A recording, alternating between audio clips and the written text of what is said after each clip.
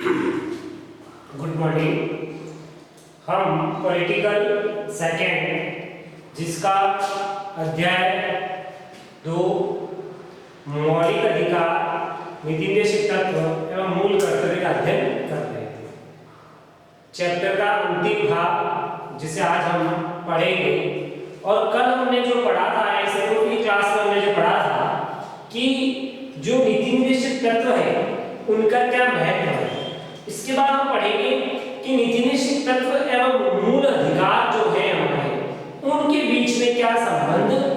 तो इसके संबंध को देखते हुए हम पुनः वो बात जो हमने पहले कर चुके हैं या हम उसके बारे में पहले जानते हैं, इस बात का वापस उल्लेख यहाँ करेंगे कि एक तरफ तो हम यहाँ जानते हैं कि मौलिक अधिकार जो है वो संविधान के भाग 3 के अंतर्गत, और नीति निर्देशक तत्व जो संविधान के भाग 4 के अंतर्गत क्या किए गए हैं, निर्देशित किए गए हैं। एक तो सबसे पहले ये बात, दोनों का संबंध देखेंगे, दोनों की स्थितियां देखेंगे। दूसरा देखेंगे कि यहाँ एक दूसरे के पूरक माने गए हैं। कौन कौन एक दूसरे के पूरक माने गए? मौलिक अधिकार और नीति निर्देशक तत्व एक दूसरे के पूरक माने गए हैं। और दोनों में अगर ये भी कहा गया है कि दोनों में अगर गतिरोध उत्पन्न हो, दोनों के अंदर कहीं किसी प्रकार का गतिरोध आ जाए, तो ऐसी स्थिति में न्यायालय द्वारा ऐसी व्यवस्था की जाए कि दोनों के बीच सामंजस्य स्थापित हो सके, दोनों मिलजुल कर आगे बढ़ सके। इस प्रकार की व्यवस्था हमारे संविधान में कर रखी। परंतु हम देखते हैं कि 1973 में सर्वोच्च न्यायालय द्वारा, कब 1973 में सर्वोच्च न्यायालय द्वारा यानी हाईकोर्ट द्वारा यह घोषित किया गया कि संसद द्वारा संविधान के, ध्यान रखें यहाँ किसके अंदर क्या बात है कि सर्वोच्च न्यायालय द्वारा यह घोषित किया गया कि संसद द्वारा संविधान के किसी भी भाग में परिवर्तन या संशोधन किया जा सकता है, परंतु मूल ढांचे में किसी भी प्रकार का कोई परिवर्तन या संशोधन नहीं किया जा सकता। इसे 42वें संविधान संशोधन में मूल अधिकारों पर नीति निर्देशक तत्वों की वरीयता के रूप में, अर्थात मूल अधिकारों के ऊपर वरीयता किसको दी गई? नीति निर्देशक तत्वों को। परंतु एक दो बीच में ऐसी स्थिति आ जाती है, ऐसे विवाद आ जाते हैं कि बाद में पुनः हाईकोर्ट द्वारा यानी उच्च न्यायालय द्वारा वापस नीति निर्देशक तत्वों की जो वरीयता, अर्थात ऊपर नीति निर्देशक तत्वों को रखा था, नीचे मूल अधिकारों को रखा गया था, उनकी वरीयता को समाप्त कर दिया जाता है, अर्थात पुनः मूल अधिकारों की वरीयता प्राप्त होती है, यानी मूल अधिकार पहले और नीति निर्देशक तत्वों को बाद में रखा जाता है, उसकी वरीयता समाप्त कर दी जाती है। तो इस प्रकार की बात को देखते हैं, दोनों के बीच संबंध हम देख सकते हैं इन स्थितियों को देखकर। और आगे इसके संबंध में एक बात और कहूंगा कि इससे स्पष्ट क्या होता है, यह स्पष्ट हो जाता है कि संविधान संशोधन करने की जो संसद की जो शक्ति है वह क्या है? असीमित नहीं है, अर्थात उसकी भी लिमिट है, उसकी भी सीमाएं हैं, वह जितना चाहे उतना संशोधन नहीं कर सकती। असीमित शक्तियां संसद को भी प्राप्त नहीं है संविधान संशोधन की। इसलिए हम मौलिक अधिकार और नीति निर्देशक तत्वों के बीच जो संबंध बना हुआ है, इसे इन रूपों में देख सकते हैं कि मौलिक अधिकार और नीति निर्देशक तत्वों में सरकार द्वारा बार-बार इनके वरीयताओं को लेकर विभिन्न प्रकार के मत होते हैं, परंतु मूल अधिकार पहले है, इसके बाद नीति निर्देशक तत्व आते हैं। तो ये तो एक हमारा छोटा सा टॉपिक जिसे हमें सरल शब्दों में, सरल रूप में हमें इतना सा याद रखना है कि इन दोनों के बीच अगर हमको संबंध पूछा जाए तो संबंध क्या है? तो एक तो उनका जो संविधान में किस बात को उल्लेख है इस बारे में, और इसके संबंध में क्या क्या हमारी सरकार द्वारा ये कार्य किया गया। अब बात करते हैं हमारे टॉपिक का अंतिम बिंदु जो है मूल कर्तव्य। आप सभी जानते हैं मूल कर्तव्य क्या है, कि हम देखते हैं कि हमारा जो मूल कर्तव्य होते हैं वह संविधान में हमें जो मौलिक अधिकार प्राप्त है उसके विपरीत या मौलिक अधिकारों का पूरक माना गया है, इसे मूल कर्तव्य। क्योंकि एक व्यक्ति का मौलिक अधिकार दूसरे व्यक्ति के लिए कर्तव्य बन जाता है, और दूसरे व्यक्ति का कर्तव्य अगले व्यक्ति का अधिकार बन जाता है। ये मेरे जो कर्तव्य वो दूसरे के अधिकार के रूप में प्राप्त है और दूसरे के जो अधिकार है वो मेरे कर्तव्य। अगर मैं अपने कर्तव्य का निर्वाह सही रूप से करूंगा तो दूसरे व्यक्ति को अपने अधिकार आसानी से प्राप्त हो जाते हैं। ये इतना घनिष्ठ संबंध मौलिक अधिकार और कर्तव्यों के बीच माना गया है। अर्थात मौलिक अधिकार कर्तव्य का संबंध हम उस रूप में देख सकते हैं कि एक बैल है जिसे चरने के लिए खेत में छोड़ तो दिया है, परंतु साथ ही साथ अधिकार तो दिया उसको चरने का, परंतु साथ ही साथ कर्तव्य के रूप में उसके ऊपर रस्सी बंधी हुई है, अर्थात उसको एक सीमा तक ही चरने के लिए छोड़ दिया जाता है। इस प्रकार का संबंध हम मूल अधिकार और कर्तव्यों के बीच देख सकते हैं कि हमारे जो कर्तव्य है उसका हम पूर्ण रूप से पालन करते हैं तभी हम अधिकार की बात कर सकते हैं। अर्थात हम पहले कर्तव्य का सही रूप से निर्वहन करेंगे तो हमें अपने अधिकार आसानी से प्राप्त हो पाएंगे। तो मूल कर्तव्य को लेकर हम आज बात करते हैं कि संविधान में 1950 में भारतीय नागरिकों के लिए हम देखते हैं कि मूल अधिकारों का उल्लेख तो संविधान में किया गया परंतु संविधान में मूल कर्तव्यों की बात नहीं की गई थी। अतः हम देखते हैं कि 42 से संविधान संशोधन द्वारा यहाँ पर ये बात जरूर ध्यान रखें कि मूल अधिकार नीति निषेध और मूल अधिकार तो संविधान में उल्लेखित है परंतु मूल कर्तव्यों का संविधान में कोई उल्लेख नहीं था। बाद में 42 से संविधान संशोधन द्वारा 1976 में मूल कर्तव्यों को संविधान में जोड़ा गया और इन्हें भाग 4 क के अंतर्गत, भाग 4 किसके संबंध में नीति निषेध तत्व, परंतु भाग 4 क के अंतर्गत, इसलिए हम इनको बात कर रहे हैं भाग 4 क, या ध्यान रखें। तो जैसे आपने आगे भी देखा था कि अधिकार या स्वतंत्रता का उसमें हमने क ख ग घ छ त, तो इस प्रकार से यहाँ पे भाग क, ये ध्यान रखें 42 से संविधान संशोधन द्वारा भाग 4 क के अंतर्गत मूल कर्तव्यों का उल्लेख किया गया था 42 से संविधान संशोधन द्वारा। और इस समय हमें कब 1976 में जब 42 से संविधान संशोधन हुआ तब उस समय भारतीय नागरिकों को कितने मूल कर्तव्य प्रदान किए गए या नागरिकों के लिए कितने कर्तव्यों का उल्लेख किया गया, तो यहाँ पर एक प्रश्न ये याद रखना 10।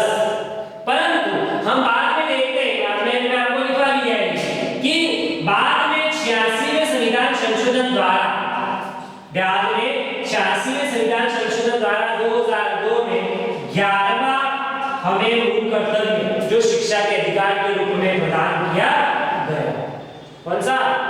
शिक्षा के अधिकार का जो मूल कर्तव्य है उसे 11वें कर्तव्य के रूप में जोड़ा गया 86वें संविधान संशोधन द्वारा। और यह किसका रूप था? तो ये भी मैंने आपको बताया कि यह अनुच्छेद 51 क का जो संशोधित रूप है उसी को 11वें कर्तव्य के रूप में हमें प्रदान किया गया। अर्थात वर्तमान में भारतीय नागरिकों को कितने मूल कर्तव्य है या कितने मूल कर्तव्य प्रदान किए गए या भारतीय नागरिकों को कितने कर्तव्य का पालन करना पड़ता है, तो हमारे सामने उत्तर रहेगा 11। परंतु 42 से संविधान संशोधन 1976 में कितने कर्तव्य दिए गए थे? तो 10। इस प्रकार से दो आंकड़े यहाँ पे बहुत मोस्ट ध्यान रखने हैं। जैसे हम मूल अधिकार के संबंध में रखते हैं कि संविधान के अंतर्गत कितने मूल अधिकार थे, तो आपने क्या कहा था? 7। परंतु 44 संविधान संशोधन द्वारा कौन सा अधिकार? संपत्ति के अधिकार को हटाकर उसे विधि के कानूनी अधिकार प्रदान किया गया। उसी प्रकार यहाँ ध्यान रखें कि जब 1976 में 42 संविधान संशोधन हुआ तब तो भारतीय नागरिकों को कितने अधिक मूल कर्तव्य प्रदान किए गए? 10।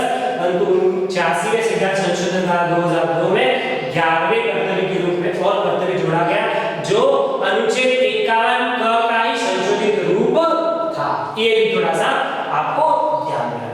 अब आपको ये सारी बातें तो पता है, आप सभी किताबों के पीछे या अपनी जो पाठ्य पुस्तक है उसके पीछे हमारे जो मूल कर्तव्य है उनका उल्लेख हमेशा हमारे जो पाठ्य पुस्तक के जो संयोजक होते हैं वो पीछे लिखते हैं। परंतु फिर भी एक बार हम उनको देख लेते हैं कि वास्तव में हमें भी पता होना चाहिए कि हमारे सामने कौन कौन से 10 मूल कर्तव्य है जिनका निर्वाह हमें करना है, जिनका पालन हमें करना चाहिए। तो सबसे पहला कर्तव्य है हमारा कि हमें संविधान का पालन करना है।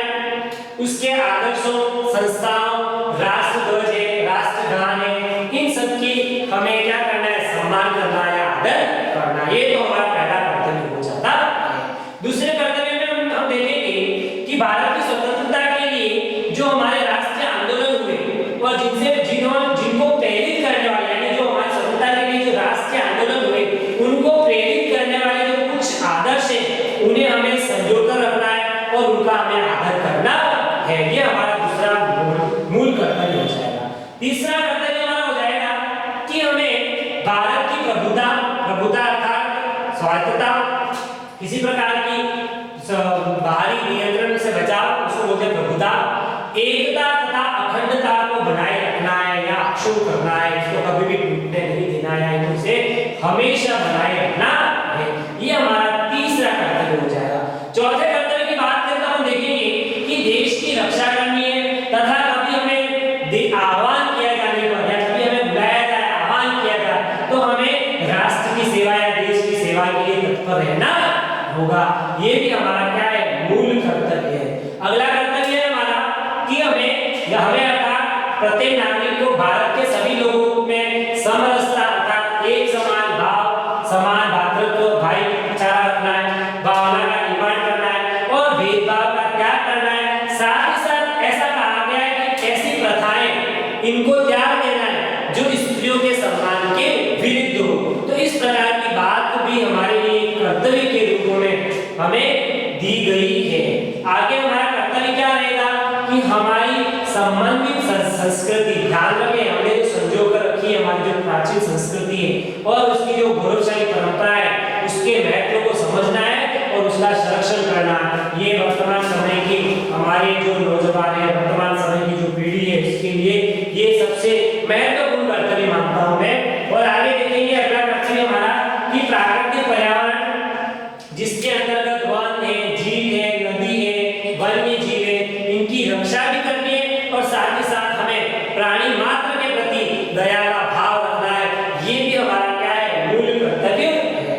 अगला कर्तव्य हमारा क्या है कि वैज्ञानिक दृष्टिकोण, मानवता, मानववाद और ज्ञानार्जन का सुधार करने की भावना रखना है। हमें बहुत अधिक से अधिक वैज्ञानिक दृष्टिकोण के साथ साथ मानववाद की जो बातें हैं और उसमें जो ज्ञानार्जन करने की जो दृष्टि से विभिन्न प्रकार के ज्ञानार्जन की दृष्टि से जो ज्ञान अर्जन करना है और उसके संबंध में जो सुधार है उसकी भावना का भी विकास करना है, यानी अधिक से अधिक हमें ज्ञानार्जित करना है। और अगला हमारा मूल कर्तव्य होगा कि हमें सार्वजनिक संपत्ति की सुरक्षा करनी है और हिंसा से बचना। ध्यान रखें ये सार्वजनिक संपत्ति होती है, कोई भी सड़क है, किसी भी प्रकार की जो सरकारी संपत्ति है जिनका उपयोग सभी लोग करते हैं वह सार्वजनिक संपत्ति होती है और इनका हमेशा सुरक्षा करनी है। और अगर आप ऐसा नहीं करते तो आप अपराधी माने जाएंगे और साथ ही साथ हमें हिंसा से बचना है।